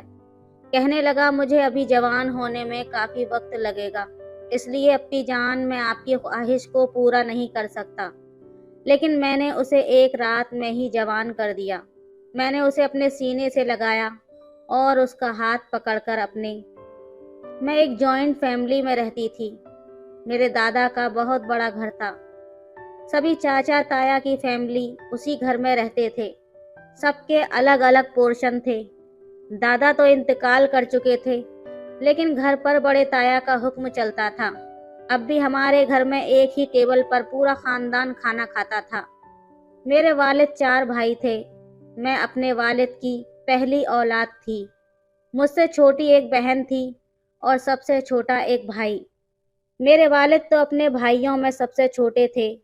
मेरे कज़नों की शादी हो चुकी थी और काफ़ी कज़न्स की तो आपस में ही शादियां हुई थीं, लेकिन मेरे जोड़ का कोई भी रिश्ता हमारे ख़ानदान में नहीं था। इसलिए मेरा रिश्ता आउट ऑफ फैमिली में तय हुआ था। सब कुछ ठीक चल रहा था। आज तक कभी हमने शादी के लिए हॉल बुक नहीं करवाए थे। दादा के घर का बहुत बड़ा सहन था। वहाँ पर सबकी शादियाँ अरेंज की जाती थीं। अभी भी वो सहन किसी हॉल की तरह बहुत ही खूबसूरती से डेकोरेट किया गया था। वजाहत एक खूबसूरत नौजवान था जिससे मेरी शादी होने वाली थी। मैं इस रिश्ते से बहुत खुश थी और फिर शादी के बाद मुझे बैराने मुल्क जाना था। दुल्हन बनाने के लिए भी मुझे एक ब्यूटिशियन घर पर ही आई थी। हमारे ताया अब्बा को ये बात बिल्कुल पसंद नहीं थी कि घर की लड़कियां पार्लर में जाकर तैयार हों, इसलिए ब्यूटिशियन घर पर ही आकर दुल्हन बनाकर जाती थी। मेरे चेहरे पर बेतहाशा खुशी थी। पिछले 6 महीने से मैं वजाहत के साथ फ़ोन पर उससे बातें करती थी। इसलिए दिल में वजाहत की जगह बन जाना फितरी सी बात है। कल ही मुझे फ़ोन पर कहने लगा, मोमिना, तुम्हारा उरूसी लिबास मैंने खुद पसंद किया है, तुम उसमें बेहद हसीन लगोगी। उसने सच ही कहा था। दुल्हन बनने के बाद जिसने भी मुझे देखा था, सब ने मेरी बहुत तारीफ की थी। मैं दुल्हन बनी, बाहर स्टेज पर बैठ गई। मेरे सब कज़न मिलकर ये इंतज़ाम किए थे कि निकाह से पहले बीच में एक बारीक सा नेट का पर्दा करवाया जाएगा और निकाह के बाद उस पर्दे को हटा दिया जाएगा। इसलिए दोनों जानिब स्टेज बने हुए थे। मेरी सारी कज़न सहेलियां मुझे वजाहत के नाम पर परेशान कर रही थीं। दुल्हन बने हुए मुझे 2 घंटे गुजर चुके थे।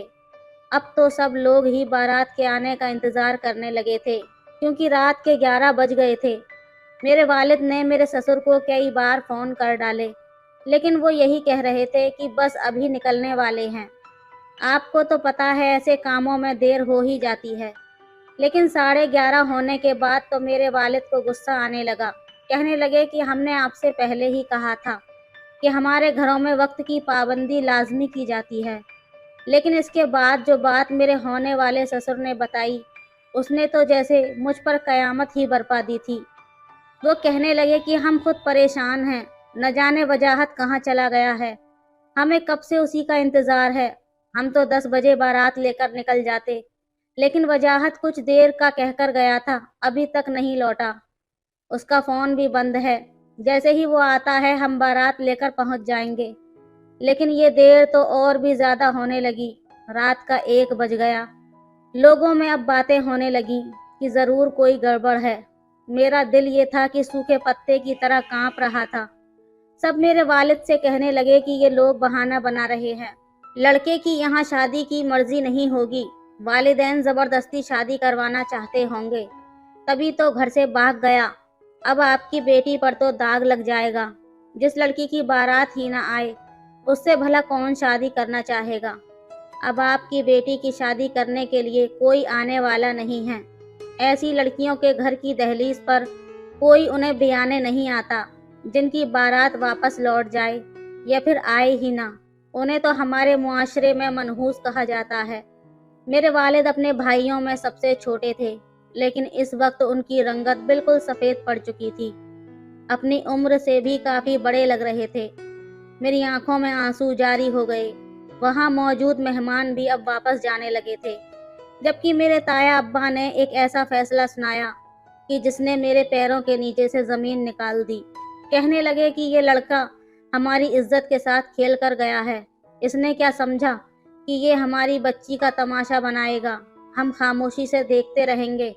मोमिना की शादी आज ही होगी, आज ही इसका निकाह होगा। ये सुनकर हम सब भी हैरान हुए। सबसे ज़्यादा हैरत मुझे हुई, क्योंकि मेरे ताया के तो सारे बच्चे शादीशुदा थे। ताया अब्बा कहने लगे, मोमिना का निकाह कासिम से किया जाएगा।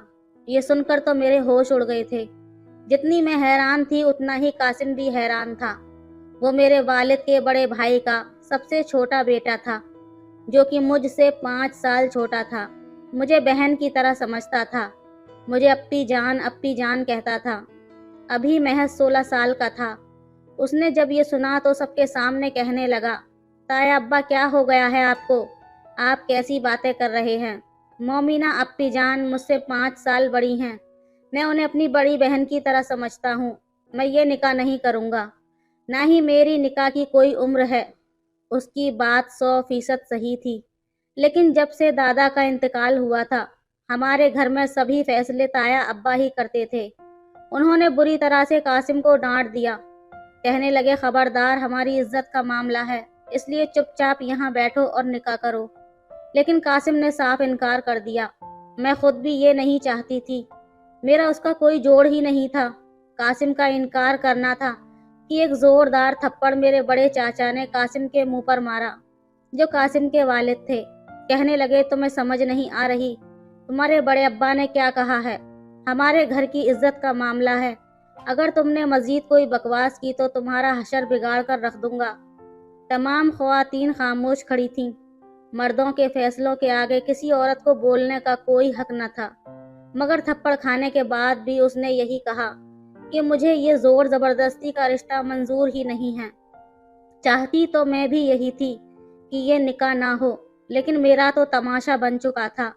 वजाहत ने तो मुझे जलील ख्वार करके रख दिया था। फोन पर तो बड़ी मीठी मीठी बातें करता था। लगता नहीं था कि ये रिश्ता उसकी मर्जी से नहीं हुआ है, यह जबरदस्ती उस पर थोपा गया है। जो इस टाइम पर वो भाग गया। मेरे चाचा ने कासिम को बहुत मारा, यहाँ तक कि उसकी नाक से उसके होंठ के करीब से खून बहने लगा। चेहरे पर नील पड़ चुके थे। मुझे उस पर तरस आने लगा, लेकिन मैं जुबान से इनकार का हक नहीं रखती थी कि खुद से इनकार कर सकती। रोते हुए उसने निकाह किया था। मैं बिल्कुल बेजान बुत की तरह थी।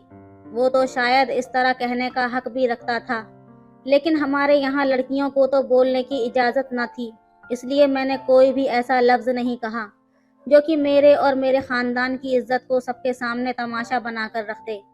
मैंने सोचा कि कासिम से निकाह के बाद कह दूंगी कि मेरे हिस्से की बदकिस्मती पर उसे रोने की ज़रूरत नहीं है। वो जब चाहे दूसरी शादी कर सकता है।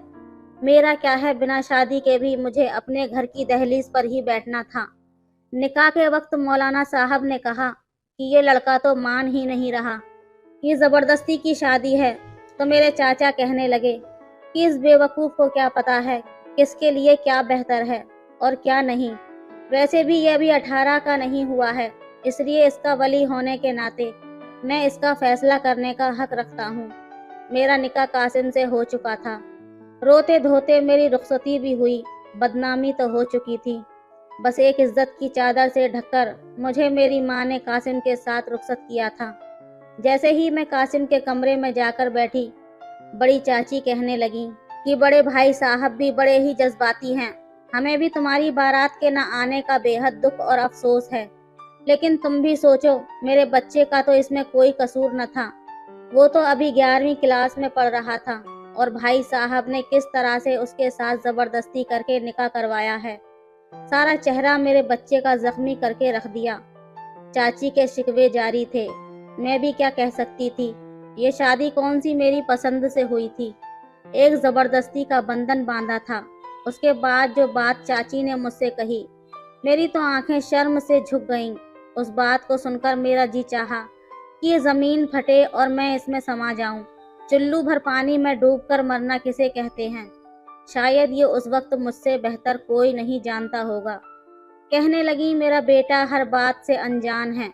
मुझे तो लगता है अभी तक ठीक से जवान भी नहीं हुआ है। तुम्हें शायद चंद साल का इंतज़ार करना पड़ेगा। ये कहकर वो कमरे से बाहर चली गईं। मेरी आंखों से आंसू जारी हो गए। बस ये ही सुनना रह गया था मेरे नसीब में। कुछ ही देर बाद कासिम बड़े गुस्से से कमरे में दाखिल हुआ। पूरे कपड़े मिट्टी में सने हुए थे, क्योंकि बड़े चाचा ने उसे बहुत मारा था। चंद दिन पहले मुझसे कह रहा था, अप्पी जान बताएं ना, आपके निकाह पर कौन सा जोड़ा पहनूं। उसने मेरी शादी पर ढेर सारे कपड़े सिलवाए थे। मेरा हाथ पकड़कर मुझे अपने कमरे में ले गया था। उसकी उम्र 16 साल थी, लेकिन डील डॉल अच्छा था। कद में ऊंचा था, सेहत भी काबिले रक्श थी। मैंने कहा, कहाँ ले जा रहे हो कासिम, छोड़ो मेरा हाथ। पता है ना मैं मायूं बैठी हूँ। अगर अम्मी और चाची को पता चल गया तो वो मुझ पर खफा हो जाएंगी। कहते हैं मायूं वाली लड़की को कमरे से बाहर नहीं निकलना चाहिए। वो कहने लगा, सब लोग शॉपिंग पर गए हैं, आप ही बताओ ना अप्पी जान, मुझे किस फंक्शन पर क्या क्या पहनना होगा। तुम्हें तो पता है ना, तुम जो बताती हो मैं वही पहनता हूँ। कासिम की मेरे छोटे भाई रफीक से बहुत अच्छी दोस्ती थी। दोनों ही हम उम्र थे, इसलिए जब भी मैं रफीक की शॉपिंग के लिए जाती, कासिम भी मेरे साथ जाता था। उसे मेरे पसंद किए हुए कपड़े बेहद अच्छे लगते थे। हमेशा कभी भी जाना होता तो मुझसे पूछता, और अभी भी वो मुझे अपने कमरे में लेकर गया। अपने कपड़े उसने बेड पर फैलाए हुए थे। फिर मुझसे पूछने लगा, बताओ ना आपी जान, तुम्हारी बारात पर क्या पहनूं? ऑफ वाइट 3 पीस सूट अच्छा लगेगा या फिर ब्लैक कलर का पहनूं? मैंने कहा, तुम दुल्हन के भाई हो तो ऑफ वाइट पहनना चाहिए। फिर रफीक भी यही पहन रहा है। मेरी बात सुनकर वो मुस्कुराने लगा। कहने लगा, ठीक है। फिर इस सूट को अपने साथ लगाकर खुद को आईने में देखते हुए कहने लगा, देख लेना, दूल्हे से ज़्यादा स्मार्ट लगूंगा मैं। अपनी फर्जी कॉलर खड़ा करते हुए मुझे तंग करने लगा। मैंने कहा, अपना मुंह धो लो।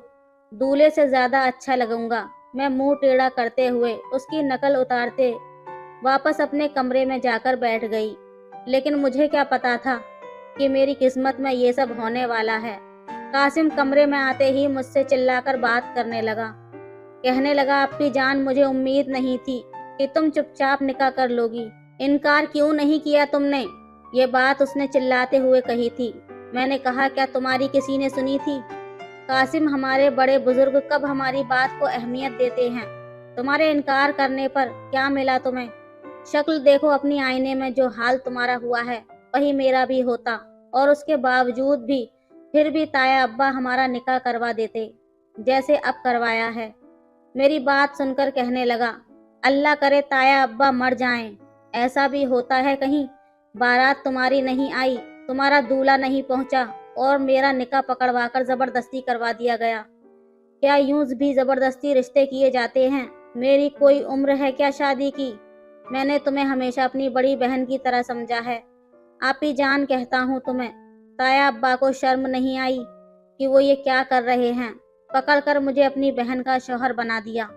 लानत है हमारे घर के बुजुर्गों पर। बात तो उसने ठीक कही थी। मैंने कभी रफीक में और कासिम में कभी फर्क नहीं समझा था। वो तो मुझसे ट्यूशन पढ़ने आया करता था, उसे डांटा करती थी मैं, कान तक उसके खींच लेती थी जब वो टेस्ट याद नहीं करता था। और अब ताया अब्बा के फैसले ने तो हमें एक दूसरे से नजरें मिलाने के काबिल ही नहीं छोड़ा था। दूसरी जानिब अब मेरे दिमाग में भी अभी तक ये उलझन नहीं सुलझी थी कि आखिर वजाहत ने मेरे साथ ऐसा क्यों किया था, क्यों उसने मेरी जिंदगी बर्बाद करके रख दी थी। यही सोच रही थी जब कासिम की आवाज़ पर चौंकी। कासिम ने कहा, ये तकिया पकड़ें और जाकर सोफे पर सो जाएं। बड़ी कड़ी सज़ा दी थी मुझे वजाहत ने। अगले रोज़ रात को ताया अब्बा ने कासिम को अपने कमरे में बुलाया था। 2 घंटे बाद वो कमरे से वापस आया, बड़े गुस्से में था। मैंने कहा, क्या कहा था ताया अब्बा ने तुमसे, जो इतने गुस्से में हो? कहने लगा, साला बुड्ढा सटिया गया है इस उम्र में, लेकिन मैं वो सब नहीं कर सकता जो ताया मंसूर अली चाहता है। कासिम इस कदर गुस्से में था कि ताया अब्बा के बारे में बात करते हुए बड़े छोटे का लिहाज ही भूल गया। मैंने कहा, कासिम इधर बैठो। मैंने उसका बाजू पकड़ा, सोफे पर बिठा दिया, पानी का गिलास उसे दिया। पानी पीने के बाद वो कुछ नॉर्मल हुआ। मैंने कहा, अब बताओ क्या बात है? क्या कहा तुमसे ताया अब्बा ने? वो कहने लगा कि कहते हैं कि अगले हफ्ते तुम्हारा वलीमा है, इसलिए अपना वलीमा पक्का करने के बारे में सोचो। उसकी बात सुनकर तो मुझे भी ताया अब्बा की सोच पर अफसोस हुआ था। कासिम की हालत ऐसी थी कि अभी रो देगा। मैंने कहा, तुम बेफिक्र रहो, हम ऐसा कोई भी रिश्ता नहीं निभाएंगे। वो कहने लगा, मैं निभा भी नहीं सकता। मैं सोच रहा हूँ कि यहाँ से भाग जाऊँ। आप ही समझाएं ना इन सबको, इन सब की बातें मुझे पागल कर देंगी। वो 16 साल का लड़का रिश्ते की नौहियत को समझ ही नहीं पाया था, और हमारे घर के बुजुर्ग उससे जो कह रहे थे वो सरासर गलत था। मैंने उससे कहा, तुम ताया अब्बा से कुछ मत कहना, सबके सामने हम यही जाहिर करेंगे कि हम दोनों के बीच सब कुछ ठीक है। बस कमरे में हम अच्छे दोस्त की तरह रहेंगे, जैसे पहले रहा करते थे। वो मेरी बात सुनकर मान गया, लेकिन जब चंद दिन के बाद वो कॉलेज जाने के लिए तैयार हुआ तो ताया अब्बा ने एक नया हुक्म सुना दिया। कहने लगे कि कासिम आज के बाद कॉलेज नहीं जाएगा। सभी नाश्ता कर रहे थे, मैं कासिम के साथ बैठी हुई थी। कहने लगा, क्यों? ताया अब्बा, मेरे पेपर होने में सिर्फ कुछ ही महीने रह गए हैं। वो कहने लगे, तुम शादीशुदा हो, तुम्हारे सर पर तुम्हारी बीवी की जिम्मेदारी आ चुकी है, इसलिए आज से तुम हमारे साथ फैक्ट्री जाओगे, तमाम वर्कर से काम करवाओगे, बाकी के मामलात भी तुम्हें फैक्ट्री में जाकर बता दिए जाएंगे। पहली बार मैंने ताया अब्बा से शिकवा किया था। मैंने कहा, ताया अब्बा, ये ज्यादती होगी। आपने जो फैसला हमारे लिए किया वो हम कबूल कर चुके हैं, लेकिन प्लीज कासिम को अपनी पढ़ाई मुकम्मल करने दें। मेरी बात सुनकर ताया अब्बा मुझ पर भड़कने लगे। कहने लगे, हमारे यहाँ लड़कियों को ऐसी इजाज़त नहीं है कि वो बुजुर्गों को मशवरा दें। इसे पढ़ना है तो प्राइवेट पढ़ ले, लेकिन आज से ये फैक्ट्री जाएगा। कासिम कॉलेज के बजाय फैक्ट्री जाने लगा। मुझे कासिम के बारे में सोचकर बहुत दुख हुआ था। उस बेचारे की सारी आज़ादी ख़त्म कर दी गई थी। रफ़ीक भी उसी की उम्र का था, कॉलेज जाता था, दोस्तों के साथ क्रिकेट खेलता था। लेकिन कासिम की ज़िंदगी अक्सर बदल चुकी थी। फैक्ट्री से वो सब मर्दों के साथ रात को वापस घर लौटता था। उसे पढ़ने का बहुत शौक था, इसलिए खाना खाते ही कमरे में चला जाता, अपनी किताबें खोल कर बैठ जाता। मैं जब घर के कामों से फारिग होकर कमरे में जाती तो सारे बेड पर किताबें बिखेरे बैठा होता था। मुझे देखकर कहने लगता, तुम जल्दी कमरे में नहीं आ सकती? अब जल्दी से मुझे ये समझाओ ना अप्पी जान, ये सवाल कैसे होगा? इसलिए रात को मैं उसे पढ़ाने लगती थी ताकि वो पेपर अच्छे से दे सके। जिन दिनों कासिम के पेपर थे, बड़े चाचा के कहने पर कासिम को फैक्ट्री से बस इतनी सी ही छुट्टी मिलती थी कि वो जाकर पेपर दे सके। उन दिनों कासिम आधी आधी रात तक जागकर पढ़ाई करता था और मुझे भी उसकी तैयारी करवाने के लिए रात रात भर जागना पड़ता था। एक बार वो बेड के किराउन से टेक लगाकर किताब पकड़े याद कर रहा था। मुझे भी शदीद नींद आ रही थी। मुझे लगा कि ये आखिरी सवाल भी वो याद करके मुझे सुना देगा तो मैं भी जाकर सोफे पर लेट जाऊंगी। लेकिन शायद कासिम भी नींद की शिद्दत की वजह से ऊबने लगा, इसलिए बेइख्तियारी में मेरी गोद पर गिर गया और वहीं पर सर रख के सो गया। मैं आंखें मूंदे उस इंतज़ार में थी कि उसकी तैयारी मुकम्मल करवाकर सो जाऊंगी। कासिम की इस बेइख्तियारी हरकत पर बुरी तरह से चौंकी थी। वो नींद की शिद्दत की वजह से मेरी गोद में सर रखकर सो चुका था। मैंने उसे पुकारा भी, लेकिन वो शायद गहरी नींद में जा चुका था। पहली बार मेरा दिल बड़ी तेजी से धड़का था। मैंने उसे पीछे करना चाहा, लेकिन क्योंकि उसका डीन डॉल काफी अच्छा था, इसलिए मेरे हिलाने जुलाने पर जरा भी नहीं खिसका। मजबूरन मुझे बैठना पड़ा। मैं बेड के सिराने पर टेक्स लगाकर सोने की कोशिश करने लगी, लेकिन रात गहरी नींद में मुझे भी होश नहीं रहा। सुबह जब अलार्म पर मेरी आंख खुली तो मैं कासिम के बेहद करीब थी। वो मेरे ही तकिए पर सर रखे हुए बेखबर सो रहा था। उसका बाजू मेरे ऊपर था। उसकी सांसों की गर्मी भी मैं सुन सकती थी। मैं जल्दी से पीछे हटी। शायद नींद में मेरा जूड़ा खुल गया था, इसलिए मैंने अपने बाल समेटे और बेड से नीचे उतर गई। मुझे खुद पर भी गुस्सा आया। क्या ज़रूरत थी मुझे उसके बेड पर बैठकर पढ़ाने की? शुक्र है उसकी आंख नहीं खुली, वरना तो शायद हम दोनों ही एक दूसरे से नजरें ना मिला पाते। मैंने कासिम को जगाया। वो तैयार होकर कॉलेज चला गया। जब वापस आया तो बहुत खुश था। कहने लगा, मेरा पेपर बहुत अच्छा हुआ है, थैंक यू सो मच अप्पी जान। ये कहकर उसने मेरे दोनों हाथ थामकर होठों पर लगाए थे। मेरा दिल धक से रह गया था। मैंने अपने हाथ उसके हाथों से खींच लिए, लेकिन मुझे ये लगने लगा जैसे मेरे अंदर के जज्बात बदलने लगे थे। न चाहते हुए भी मैं कासिम के बारे में सोचने लगी थी, लेकिन वो वैसा ही था। उसमें बचपना और लाउबाली थी। जाहिर है उसकी उम्र ही ऐसी थी।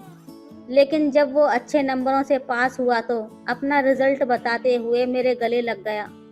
कहने लगा, मैं बहुत खुश हूँ और पता है ये सब तुम्हारी वजह से हुआ है अप्पी जान। वो मेरे गले से लगकर ये सब कह रहा था। मैं फौरन उससे पीछे हटी थी। कुछ दिन बाद उसने यूनिवर्सिटी ज्वाइन कर ली थी। उसका इरादा बीबीए करने का था। फैक्ट्री पर भी वो भरपूर तवज्जो दे रहा था, इसलिए ताया अब्बा ने उसकी तनख्वाह बढ़ा दी थी। सारे पैसे वो लाकर मेरे हाथ में रख देता था। कहता था, तुम संभालो, जब मुझे ज़रूरत होगी तो दे देना। ताया अब्बा ने उसके रिजल्ट को देखकर उसे आगे पढ़ने की इजाज़त दे दी थी। जब भी यूनिवर्सिटी जाने लगता मुझसे पूछता कि आज क्या पहनकर जाऊं, जिससे सारी लड़कियां मुझे देखें। नया नया यूनिवर्सिटी जाने लगा था, इसलिए उसकी बातें बदलने लगी थी। मैं मुस्कुराकर उसे अच्छी सी पैंट शर्ट निकाल कर देती थी। कहती, ये पहन लो, सब लड़कियां तुम्हें ही देखती रह जाएंगी। मेरे मजाक करने पर वो हंसने लगता। पिछले चंद महीनों से कासिम के चेहरे पर अलग ही रौनक नजर आ रही थी। बहुत खुश खुश रहने लगा था। एक बार मैंने वजह पूछी तो कहने लगा, उसे एक लड़की अच्छी लगने लगी है, उस लड़की से मोहब्बत करने लगा है। ये सुनकर मेरा दिल बुझ गया, लेकिन ये भी सच था कि मैं जानती थी कि वो मेरे लिए कोई भी जज्बात नहीं रखता जो मेरे और उसके रिश्ते को तकाजा दें। उसने मुझे अपने मोबाइल से उस लड़की की तस्वीर भी दिखाई। मुझसे पूछने लगा, तुम बताओ कैसी है। इस बार मैं मुस्कुरा नहीं सकी थी। मैंने कहा, बहुत प्यारी है, तुम्हारे साथ बहुत अच्छी लगेगी। कहने लगा, आपी जान, तुम्हें क्या लगता है ताया अब्बा मान जाएंगे? कोई फसाद तो नहीं करेंगे? मैंने कहा, तुम फैक्ट्री से जो कमाते हो उसके इंस्टॉलमेंट पर एक फ्लैट खरीद लो। जब तक तुम्हारी तालीम का सिलसिला मुकम्मल होगा तब तक वो फ्लैट तुम्हारी मिल्कियत हो जाएगा। फिर तुम इस लड़की से शादी करके उसे उस फ्लैट में रख लेना। कासिम को मेरा ये मशवरा अच्छा लगा। उसने ऐसा ही किया। जैसे ही उसकी पढ़ाई कंप्लीट हुई थी वो एक फ्लैट का मालिक बन चुका था। फिर मुझसे कहने लगा, मैं राबेल से शादी करना चाहता हूँ, क्या तुम मेरा रिश्ता मांगने राबेल के घर जाओगी? मैंने कहा, किस रिश्ते और किस हैसियत से कासिम? मेरी बात सुनकर वो चुप हो गया था। कहने लगा, यही तो मसला है, मैं राबेल को तुम्हारे और अपने रिश्ते के बारे में नहीं बता सकता, फिर वो मुझसे शादी नहीं करेगी। वो कहने लगा, अगर तुम एक बार सच छुपाकर मेरा रिश्ता राबेल से तय कर दो तो यकीन मानो एक बार राबेल से शादी होने के बाद मैं अम्मी अब्बू को मना लूँगा। मैं राबेल के घर कासिम की कज़िन की हैसियत से गई, रिश्ता पक्का करके आई थी। जब उन्हें ये मालूम हुआ कि कासिम राबेल की शादी के बाद अलग रखेगा तो उन्हें एतराज़ न था। उन्हीं दिनों मेरा बीपी हाई रहने लगा, मेरे सर में दर्द था। औरत के लिए सौतन लफ्ज़ शायद हमेशा ही अज़ियत का बाइस बनता है। मैं भी ऐसी ही किसी कैफियत से गुज़र रही थी। मेरी तबीयत ज़्यादा ख़राब हुई तो कासिम मुझे डॉक्टर के पास ले गया। डॉक्टर ने मुझे ब्लड प्रेशर की मेडिसिन दे दी। मैं कासिम के साथ हॉस्पिटल से बाहर जाने लगी थी जब अचानक से एक व्हील चेयर मेरे सामने आकर रुकी। ये शायद मैं उस व्हील चेयर के सामने अचानक से आ गई थी। वो वार्ड बॉय मुझसे माजरत करने की कोशिश करने लगा, जो व्हील चेयर चला रहा था। शायद किसी मरीज को लेकर जा रहा था। जैसे ही मेरी नज़र उस मरीज पर पड़ी मेरे होश उड़कर रह गए। व्हील चेयर पर बैठा शख्स बज़ाहत था जो मुझे हैरत से देख रहा था। मुझे देखते ही व्हील चेयर से उठकर खड़ा हो गया। कहने लगा, मोमिना तुम? मैंने कहा, मर गई मोमिना, मार दिया तुमने उसे। मैंने तुम्हारा क्या बिगाड़ा था वजाहत, जो तुमने मुझे इतनी बड़ी सज़ा दी? अगर मुझसे शादी का इरादा नहीं था तो मंगनी क्यों की थी? मैं रोने लगी। वो कहने लगा कि उसकी गाड़ी का एक्सीडेंट हो गया था और वो पिछले 4 सालों से कोमा में था। बस कुछ महीने पहले ही होश में आया हूँ। जब होश आया तो पता चला तुम्हारी शादी हो गई है। मैंने कहा, शादी नहीं, बर्बादी। मेरे घर वालों ने अपनी इज्जत बचाने की खातिर मेरी शादी मुझसे 5 साल छोटे मेरे चचा जात भाई से करवा दी।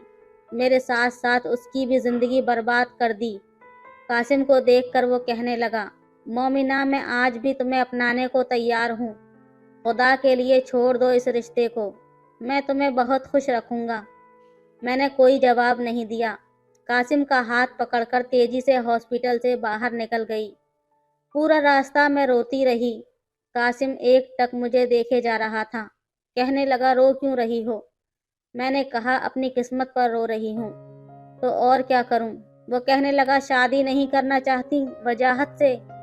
क्या उससे अब भी मोहब्बत नहीं करती हो? मैंने ना में सर हिला दिया। मैंने कहा, उससे ज़्यादा मुझे अपने घर वालों की इज्जत प्यारी है। उन्हें धोखा नहीं दे सकती। जो हो चुका है उसी को निभाऊंगी। कहने लगा, मैंने दिया ही क्या है तुम्हें? मैंने कहा, मुझे तुमसे कुछ नहीं चाहिए कासिम। तुम जैसा चाहो अपनी ज़िंदगी गुजार सकते हो, बस मुझसे अपना नाम मत छीनना। मैंने रोते हुए कहा। वो कहने लगा, मैं तुम्हें अपने साथ अपने फ्लैट में ले जाऊंगा।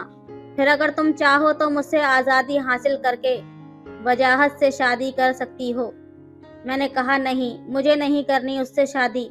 मेरे दिल में अब वजाहत कहीं भी नहीं है। बस मुझसे अपना नाम मत छीनना। मैं जी लूंगी तुम्हारे नाम पर सारी जिंदगी।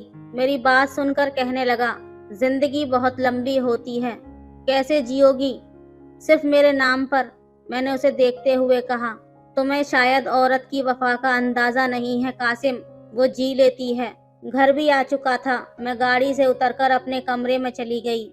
मैं डिप्रेशन की मरीज हो चुकी थी क्योंकि फितरी ख्वाहिश पूरी नहीं हो पा रही थी। कासिम बहुत जल्द राबेल से शादी कर लेता, फिर तो शायद मुझे अपनी शक्ल भी ना दिखाता। रात को जब कासिम कमरे में आया तो मैंने अपना तकिया उठा लिया ताकि सोफे पर जाकर सो सकूं।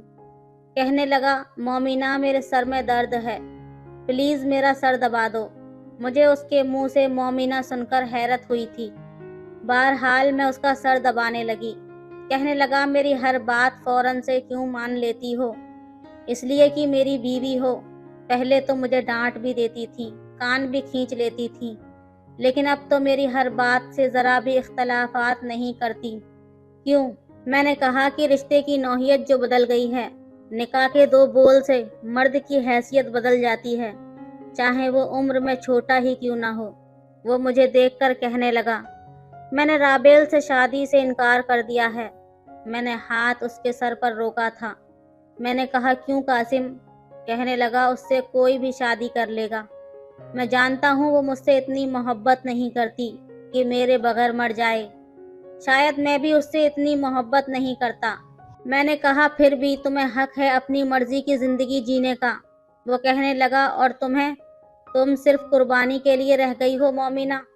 उसने मेरे दोनों हाथ थाम लिए और उठकर बैठ गया। कहने लगा, आज मैं कामयाबी के जिस मकाम पर हूँ तुम्हारी वजह से हूँ। ताया अब्बा के गलत फैसले पर नुकसान मेरा नहीं तुम्हारा भी हुआ था। फिर मैं क्यों तुम्हारी जिंदगी को सजा बनाकर रख दूं? इतना भी बेहिस नहीं हूं मैं। ये कहकर उसने मेरे हाथों को अपने होठों से लगाया था। मेरा दिल एक बारगी से धड़का था। वो कहने लगा, मेरे नाम के साथ तुम मेरे साथ जिंदगी गुजारने की भी हकदार हो। ये कहकर उसने मेरे बालों को एक क्लेचर से आज़ाद किया था। मुझे बड़ी महवियत से देख रहा था। कहने लगा, मुझे अंदाज़ा ही नहीं था कि तुम्हारे बाल इतने हसीन हैं। तुम बहुत अच्छी हो मोमिना।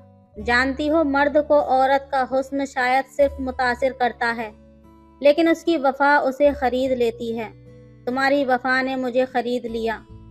निकाह के रिश्ते की हकीकत का अंदाज़ा कासिम को शायद तब हुआ था। आपका क्या ख्याल है? क्या वाकई औरत की वफा मर्द को खरीद लेती है? मर्द औरत की वफा से यूं ही पिघल जाता है जैसे कासिम? आप अपनी राय कमेंट में ज़रूर बताएं। वीडियो अच्छी लगे तो लाइक करें, शेयर करें, सब्सक्राइब करें। धन्यवाद।